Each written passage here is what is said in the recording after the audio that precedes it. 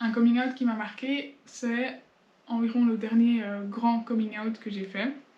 Et c'était au moment où mon amoureuse, elle était à la recherche d'un appartement et je la soutenais dans ça. Et il y en avait un qu'on avait trouvé et qui nous plaisait vraiment beaucoup aux deux. C'était un peu un coup de cœur.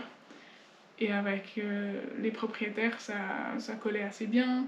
Mais au bout d'un moment, pour mon amoureuse, ça la stressait beaucoup le fait que en fait, les propriétaires, ils savent pas qu'on était en couple.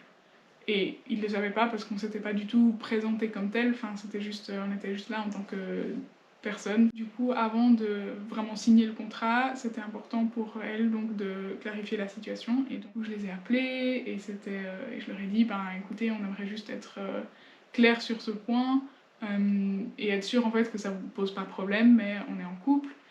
Et voilà. Et en fait, la réaction, elle était vraiment super chou, mais ça me dérange vraiment en fait que ça a été un autant grand soulagement parce qu'en fait ça devrait même pas être une peur à la base. Si on avait été un couple hétéro, bah, déjà il n'y aurait pas eu la question parce qu'il serait sûrement parti du fait qu'on était ensemble, mais à aucun moment on se serait posé les mêmes questions. Juste par le fait d'être dans un couple non hétéro, ça peut compromettre certaines possibilités qui se freinent, que ce soit le fait de trouver un appartement ou un endroit où vivre, ça peut être un emploi. En fait, il y a énormément de situations qui sont importantes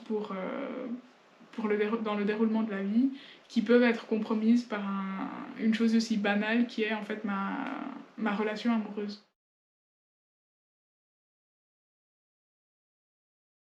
Cette journée, elle représente pour moi le fait que être queer n'est toujours pas normal.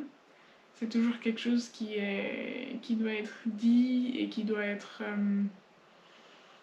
thématisé.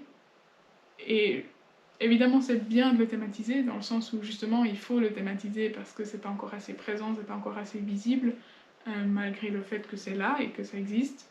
Mais en même temps, ça me pose problème en fait de devoir le thématiser parce que ça montre que c'est toujours pas ok, ou c'est toujours pas 100% ok d'être queer et de vivre des vies queer. C'est vrai qu'on pourrait se dire, est-ce que vraiment en 2022 il y a encore besoin de faire une journée internationale du coming out?